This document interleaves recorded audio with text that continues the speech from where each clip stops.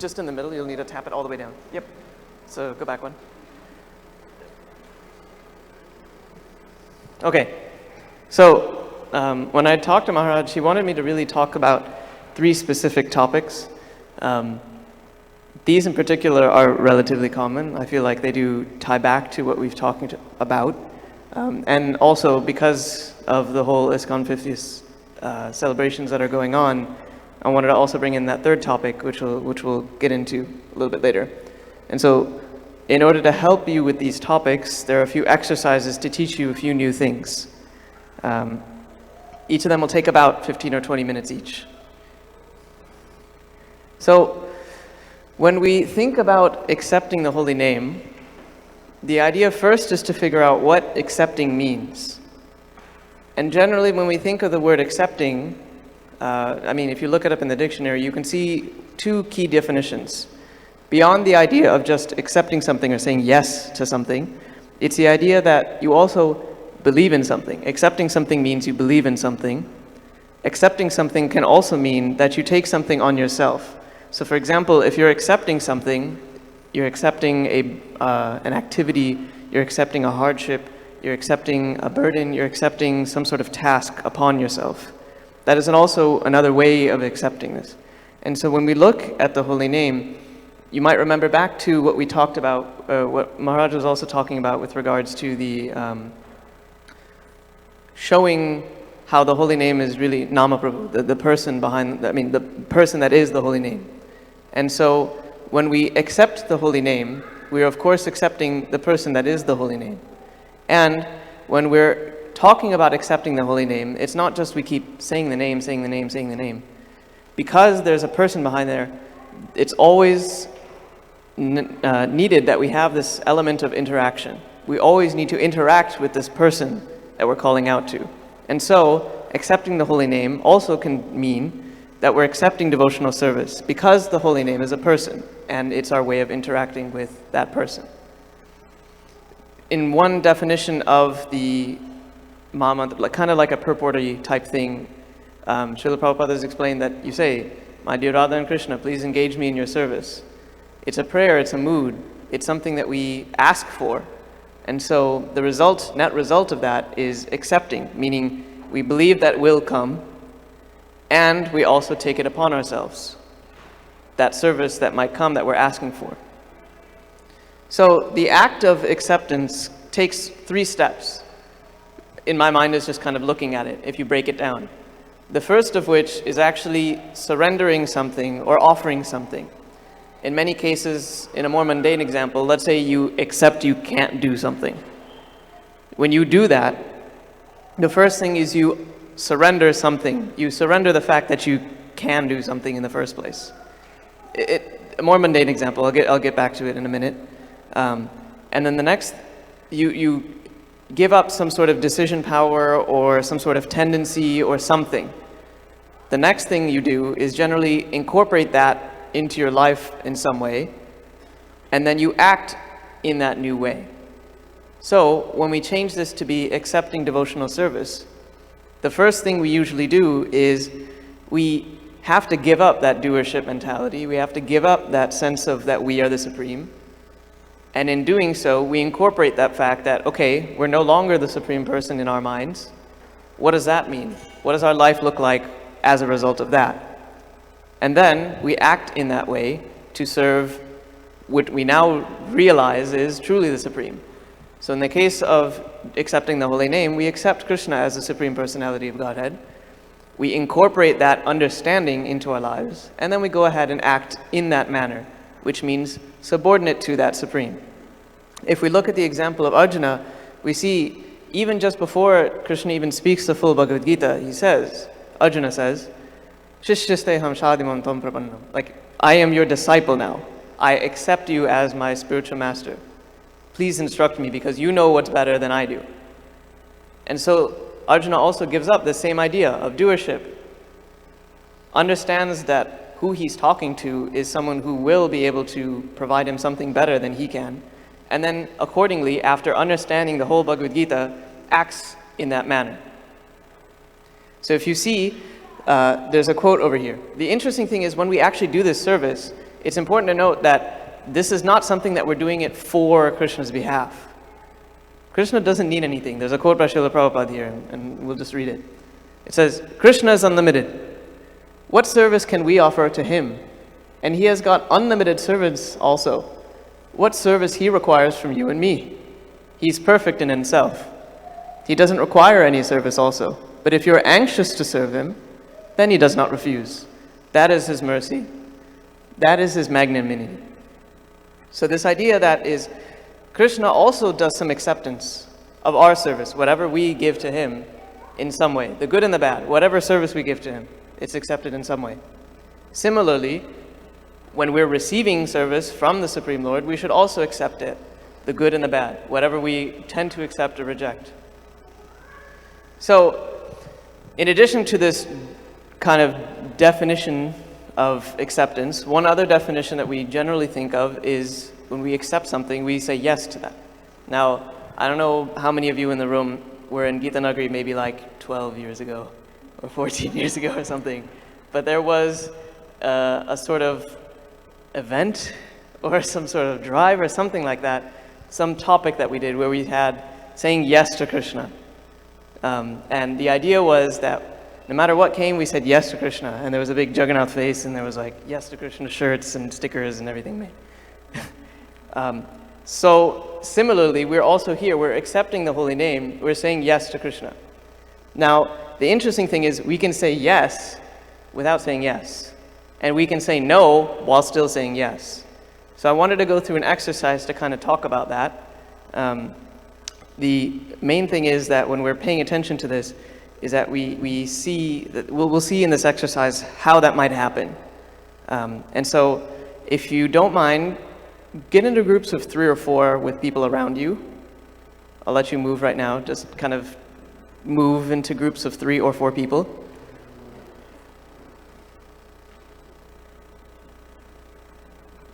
Introduce yourselves if you don't know each other.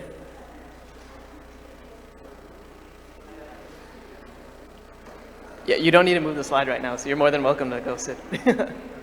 You can sit in the group. You need to speak? I'm asking for exercise, so you can go ahead and sit for now. Yeah, and then I'll ask for your help afterwards. Okay, everybody in a group or so? Okay, so this first exercise is something that if you've ever done improvisational comedy or you've done some sort of like business type event or something like that, you might have done before. But in this case, we're going to take those same learnings and apply them to devotional service. So this first exercise, I'd like you to take a look at all your neighbors. You're going to just tell a story. You don't have to make this super devotional, it's fine. Right now, what we're just getting at is just the idea of what I'm going to talk about. So while telling this story, you will tell it one sentence at a time. First person will say once upon a time, and they'll say some sentence. And then the second person says yes and then continues the sentence based on what the person before them just said. So for example, if I said, once upon a time, there was a blue rhinoceros. Yes, and the blue rhinoceros was in a forest. That kind of thing. So you will say one sentence, then the second person will always start with yes and then continue that sentence. Key thing, don't think about it for very long. Just whatever comes to mind, say yes and then continue on with the story. If you get stuck, which is okay, you can pass. You don't need to get anxiety about not being able to continue a story. Don't argue with what you were presented with also. So if I say there was a blue elephant or a blue rhinoceros or whatever, or whoever before you said whatever, accept that. Don't say, once upon a time there was a blue rhinoceros. Yes, and it was really a grasshopper. Because then you're not really accepting what the person before you just said. And if you do find someone who's doing that, you can go ahead and kind of buzz them. Tell them, hey, try again with the story that I just told you. Okay, so let's take about 5 minutes just to go through that exercise. Tell a story in your circles, one sentence at a time. And at the beginning of each sentence, use the phrase yes and before moving on with your story. All right, talk to you in a couple of minutes.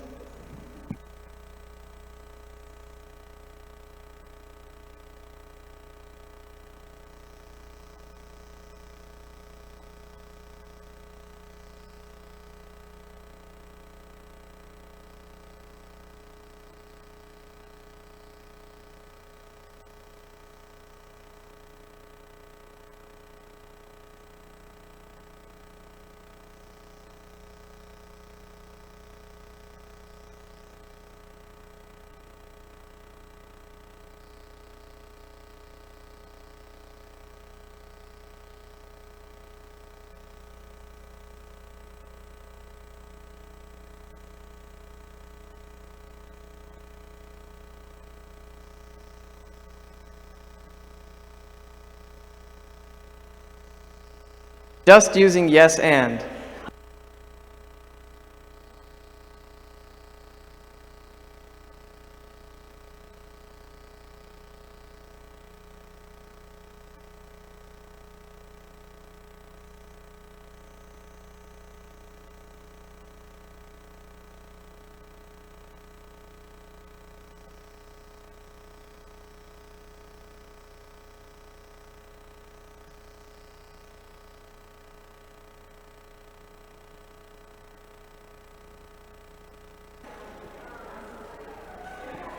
About 30 more seconds.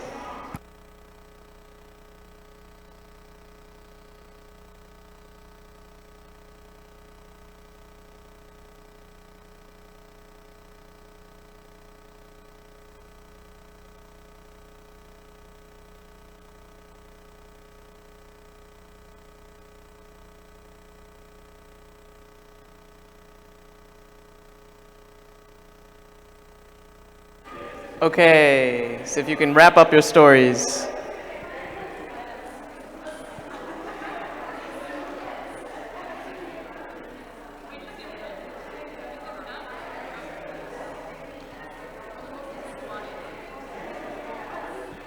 All right, so thank you everyone. So if we can have someone who has the roaming mic, I think it was maybe, yeah. So that's my timer. Does anybody want to share what that was like? I know the stories are probably silly. I know the stories probably didn't make complete sense. That's expected. But talk to me a little bit about what was easy about it, or what was hard about it?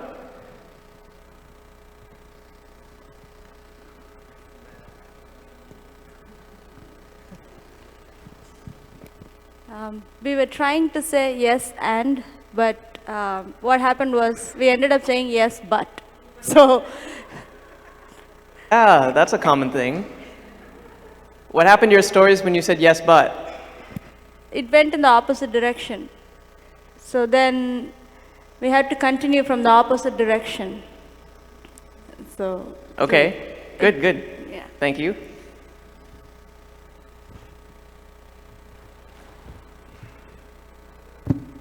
On the similar lines as Shatrupa Mataji shared, the mind was going in a direction where it was trying to find some mistake and say yes, and also at the same time having this phrase yes and at the back of the mind, it was also trying to make a connection.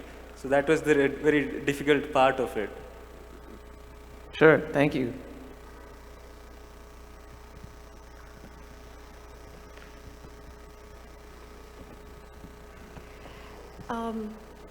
I found it was easy for me to flow with the story when I became playful about it and not trying to keep it logical and sensible.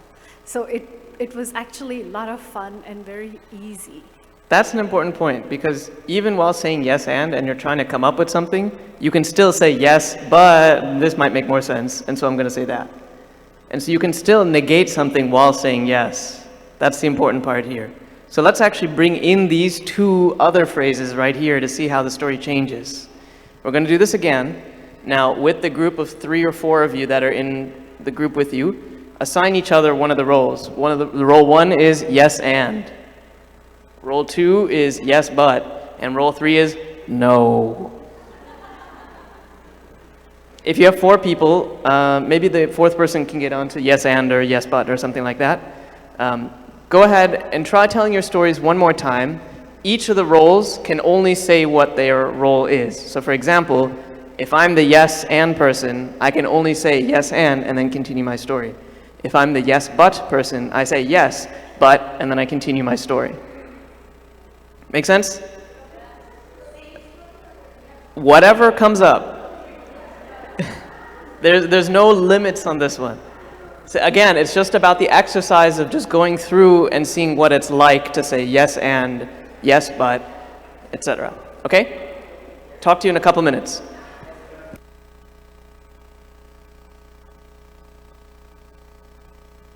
And make sure there's one no in your group. Make sure there's one no person in your group. I mean no, and then you continue the story.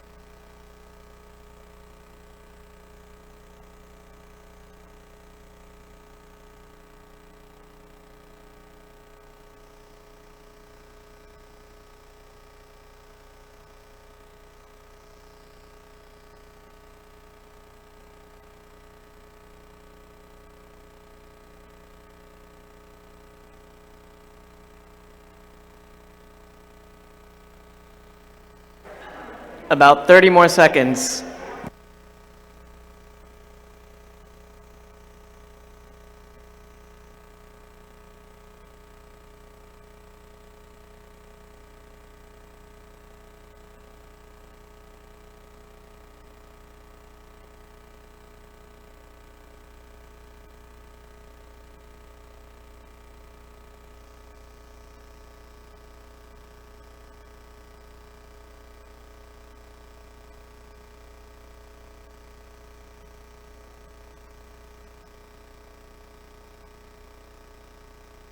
All right, finish up your stories, please.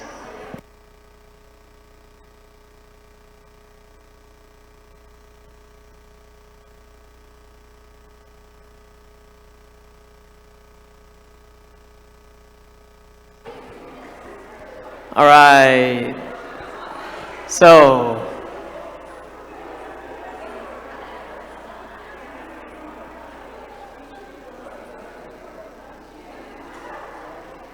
can we have Advaita turn? Can we have some people maybe talk about how this was a little bit different than the exercise you just did before?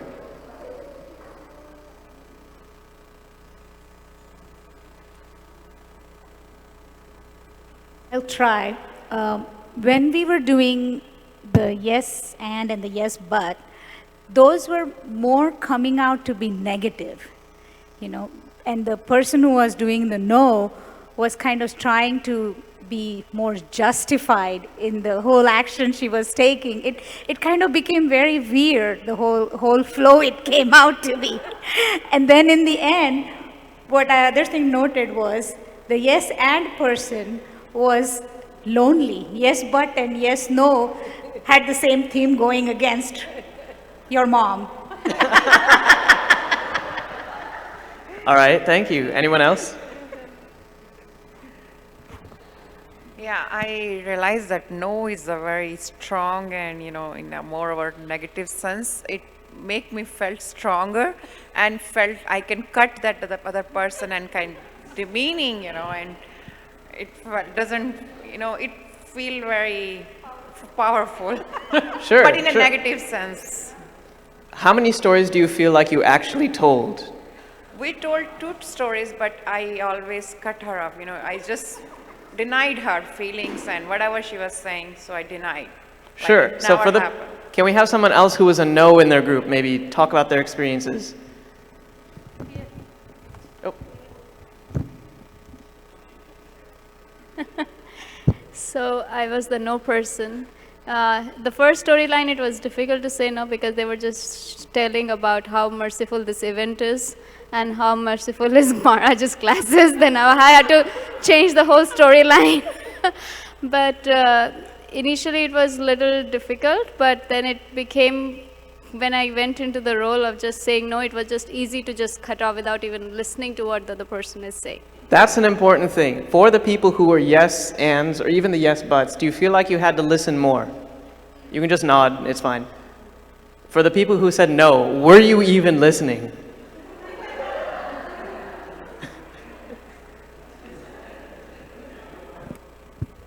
I was the person saying no, but it was very easy for me because I keep saying it to my daughter, to my husband too, so it was easy for me. I was enjoying. All right, thank you. So you can see that just by changing how we react to one of these sentences, a story that you're given, all of a sudden changes everything. We just changed it from yes and to maybe even yes but, or just switching it to no. And just see how powerful that no is. When you were doing the yes ands, do you think that any one of you individually could have come up with a story like that? Head shakes are good. You think you could have? So the question is, when you were doing the first exercise with just saying yes and, the resulting story that you created, if you were to just be yourself alone and had to write a story on your own, do you think you could have written a story like that before? Seeing a mixes of yeses and no, which is fine. But part of it is, when you're looking at someone else, you're listening to what they're saying, Speak. and then you're building off of that as well. Cannot speak now. You have a question, sir? Yeah, I wanted to say the importance of no. I'm a writer. I've been writing since my childhood and write the poetries also. The no word is, I know some Mataji says very strong, but in the writing, without all these three, yes, yes and, yes but no, without that, the poetry is incomplete. Because lot of things in the world are yes, lot of things are no. So all the three phrases is important for a writer. That's correct. There is a need for all three of these things. However, when I'm talking about what in this context, what I want to bring it back to is the idea of accepting devotional service. When we accept devotional service, we can say any of these three things. We are all welcome and more than free to do so, but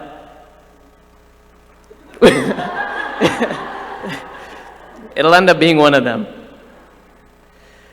So when we end up receiving some sort of devotional service, we can say yes, yes Krishna, and I'll do it to the best of my abilities.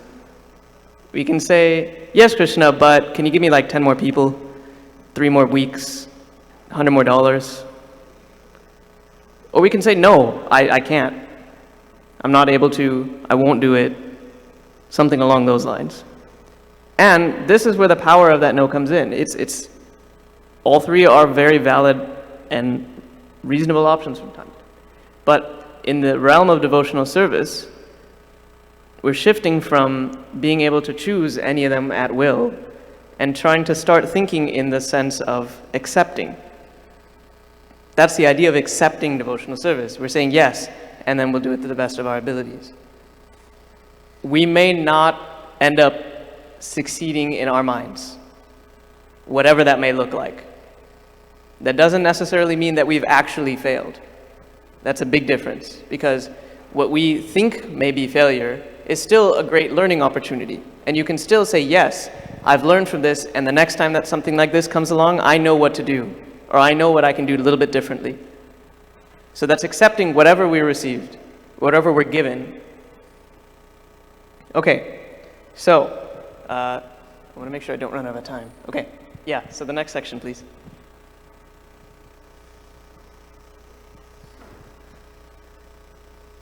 Yep.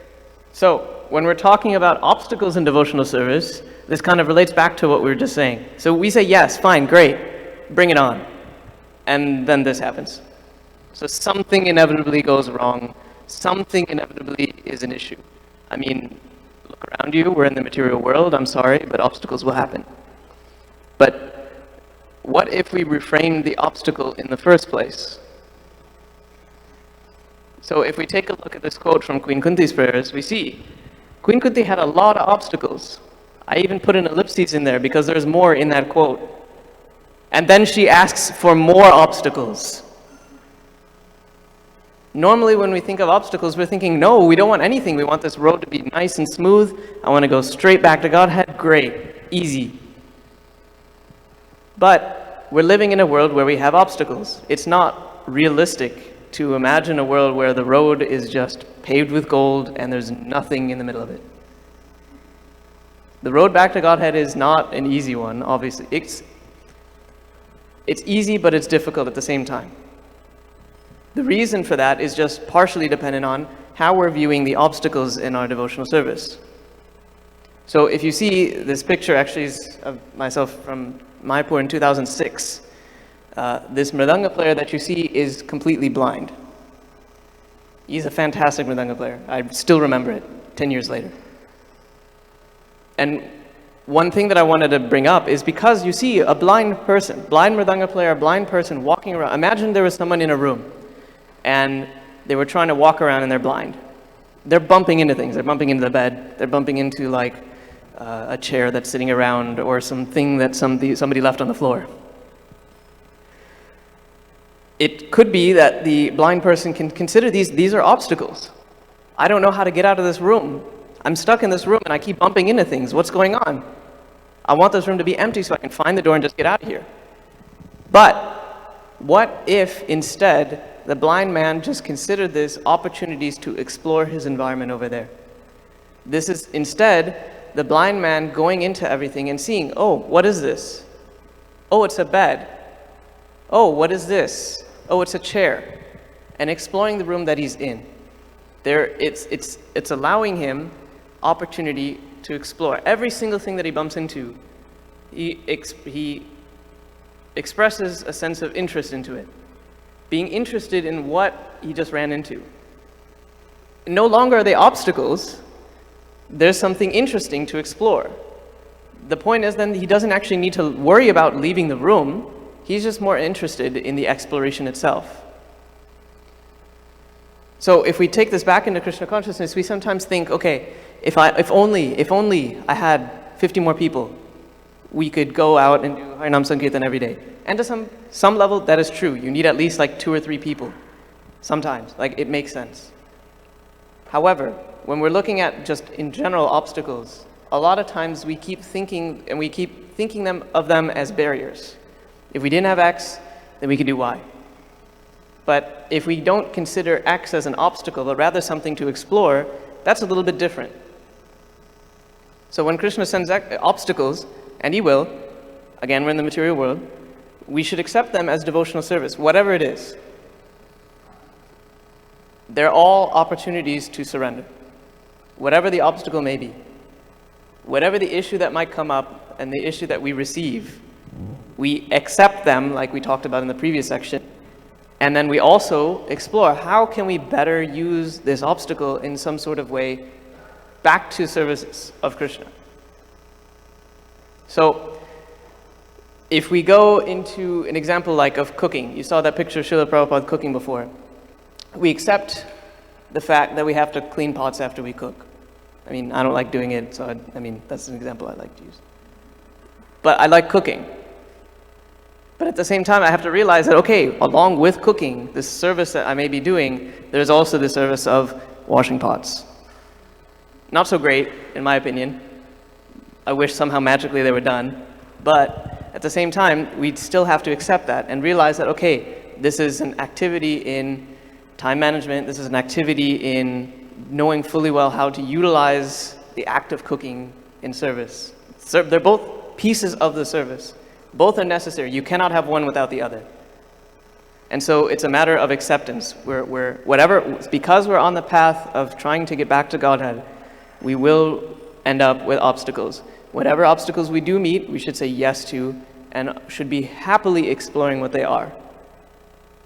Part of devotional service is also exploring, hey, this is something that's come up. We're doing anartha nivritti for the vast majority of us, the longest part of the line of devotional service. What does that mean? It's you're clearing out anarthas. So if you find an anartha, if you find some sort of obstacle, you find some sort of issue, come at it with interest. Don't think, oh, I'm such a bad person, I'm so horrible, I don't know how to actually do X, Y, and Z. If only I had Y, then I would be able to do this. That isn't necessarily accepting what you've been given. We're supposed to say, yes, and let's take a look at it. It's difficult. It's extremely difficult work. I completely understand that. However, it's very needed. So, what I want to do is actually talk about this and go through another example exercise. Take a couple minutes to yourself and just talk about this first question on the bottom here. So, what is an obstacle you've been facing in your devotional life? Just take 2 minutes to think about just that one question. Don't think about how to solve it. Don't think about how long you've been dealing with it. Nothing of the sort. Just think of the obstacle. Take a minute.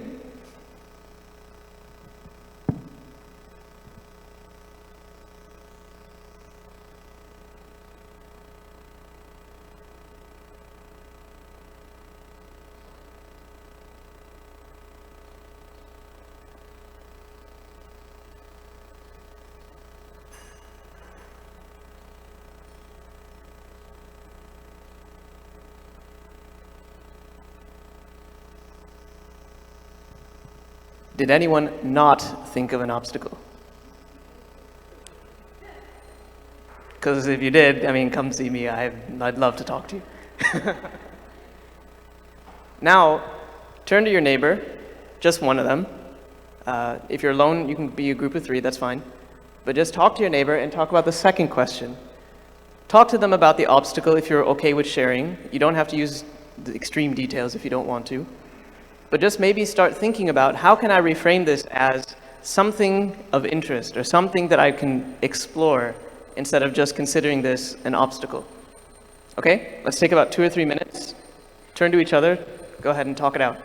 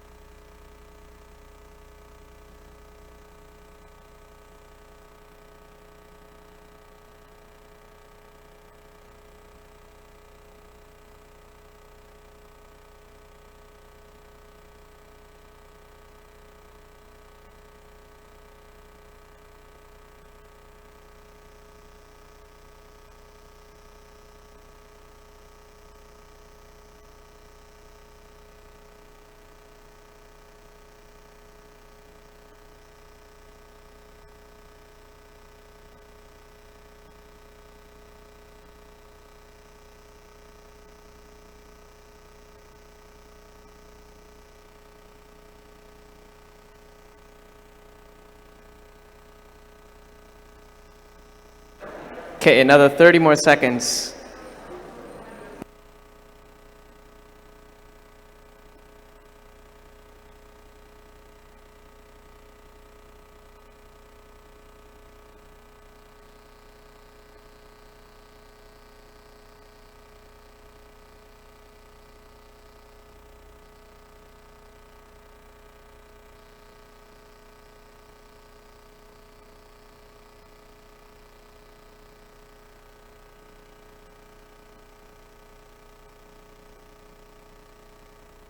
All right. So,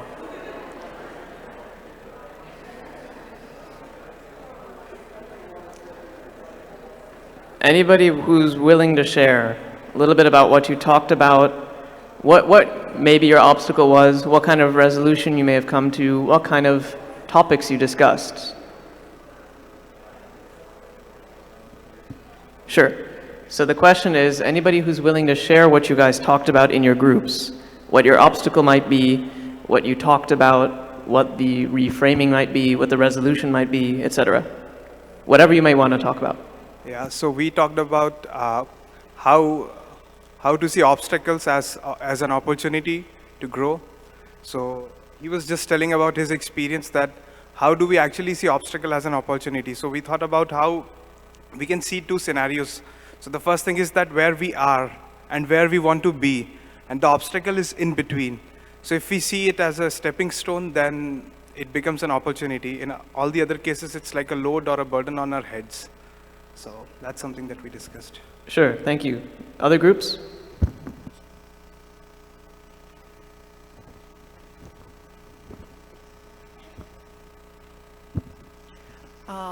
We discussed how we can, we get interested, how we can see obstacle as a Krishna mercy or arrangement in our life. At least for me, it's both down to the experience, because in the starting, we never had experience where obstacle can have, see as a Krishna arrangement. So I will say for a long time, it was not happening, but after few years, when you look back, then you see yourself where you've reached or how you're growing in a very subtle level. Maybe it may not be visible. That time you can realize, oh my gosh, this was Krishna arrangement, because Krishna wants me to understand these things. Then I thought this helps to see. Otherwise, for so many years, I couldn't able to understand this was Krishna arrangement. I couldn't able to accept, I will say. But over the period of time, when you look back, then you realize that it has a different impact. How many of you have heard the phrase, hindsight is 20/20? I mean, it's a pretty American English phrase. Hindsight is 20/20. So what it means is that when you're looking back, you have perfect vision.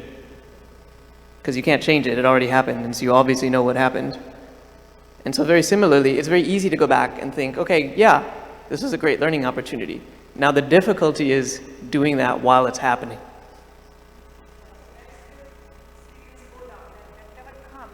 There must be something there, that's give you hope for the future. Sure. So that's the difficult part, right? I mean, I'm sure, as you were mentioning, it's something, it takes a long time, it takes effort to actually start rethinking of something that you are dealing with as some sort of opportunity or some sort of arrangement of the Supreme Personality of Godhead you're trying to serve. Because you may think, oh gosh, this is something absolutely terrible.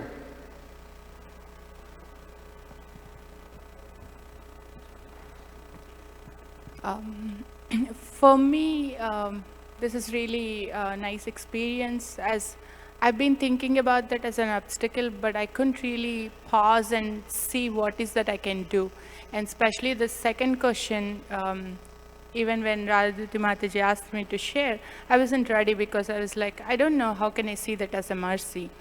And just in that thought, when I started thinking about it, I could really see that's an arrangement, and sort of for me to depend more and then not doing things in a doership mentality. I'm thinking that's the Krishna's arrangement for me. It's really nice and helpful. Thank you.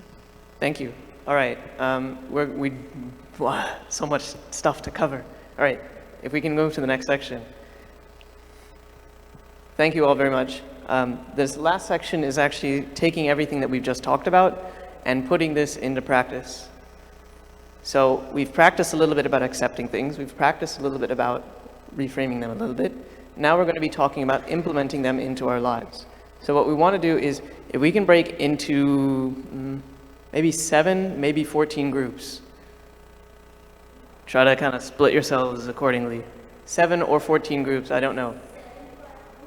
No, number of groups is 7.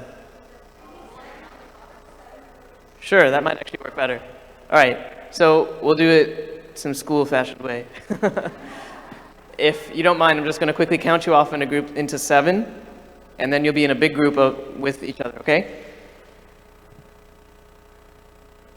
You just say, when I point at you, just say a number, and we'll go 1, 2, 3, 4, 5, 6, 7, 1, 2, 3, 4, 5, 6, 7, et cetera, et cetera, et cetera. Okay.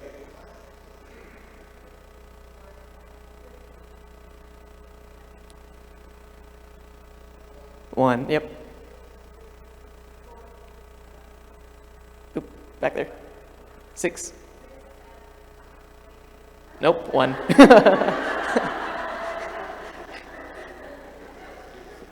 Back there if you'd like. 3.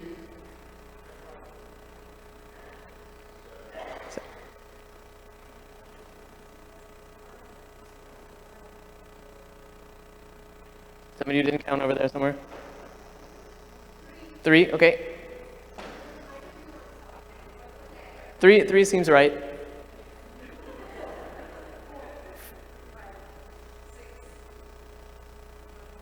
7.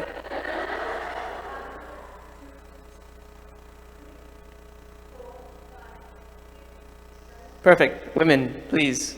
7 groups. Men.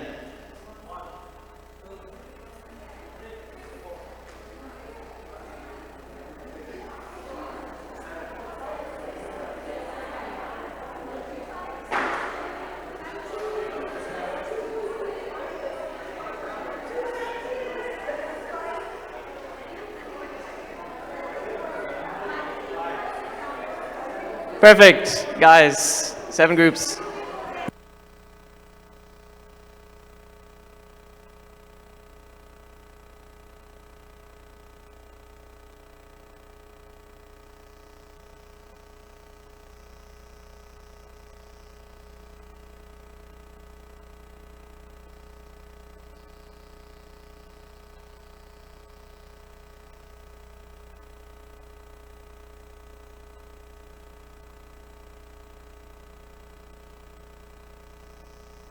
You may have only 1 or 2 people in your group, especially on the guy side.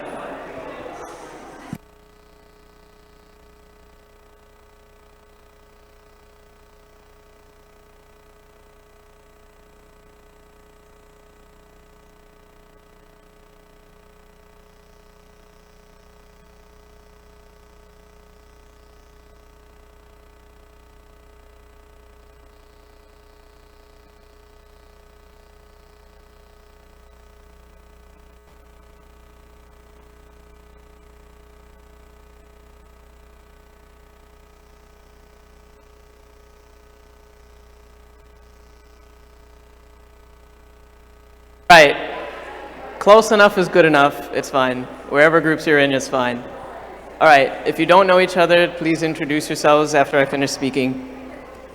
All right. So, you may think, oh no, I don't know the 7 founding rules of ISKCON. Good for you, as I've written it on the board, so it's fine. You may also think, oh no, I can't read that really small font. It's okay, I've summarized it for you in a big color in the top. So, what I want you guys to do is the number of your group. Take a look at that number. Take a look at that founding principle, the purpose. And I want you to discuss in your groups that question at the bottom. How can I be more effective in implementing this in my life? Take a look and remember, you talked about yes-anding things. You talked about accepting something. You talked about reframing obstacles. Yes?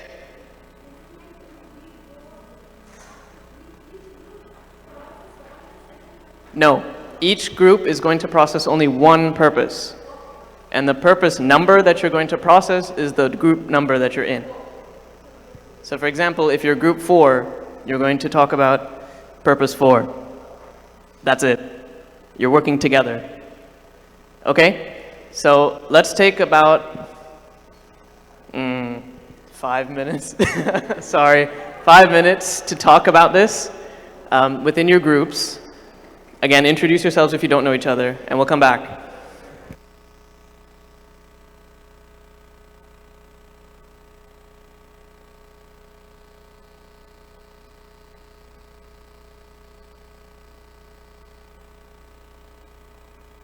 You can move forward if you can't see also.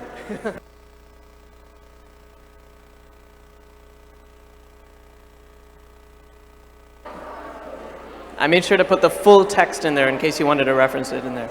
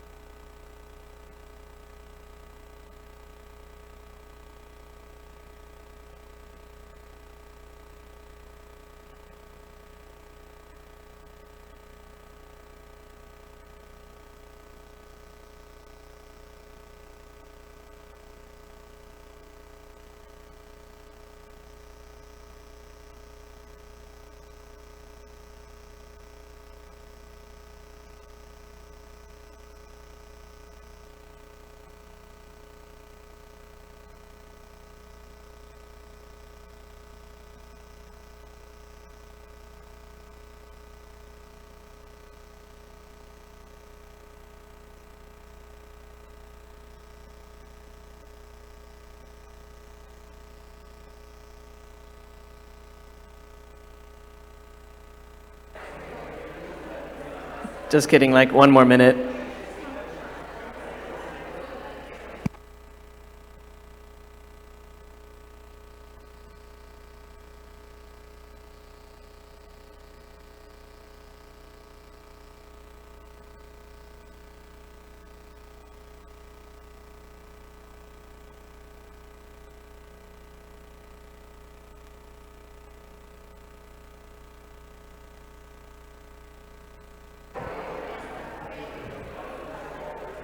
All right, like 30 more seconds.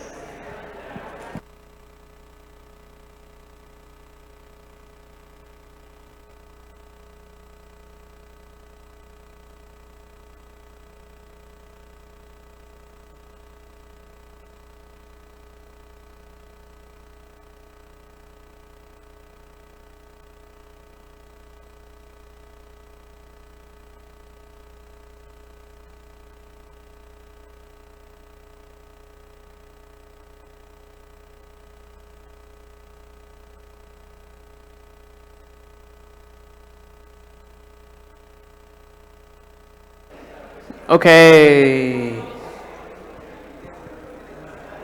All right, so because we only have 3 minutes, let's see. Does anybody, the people who are in group 1, does one group want to share? Any of the group 1s?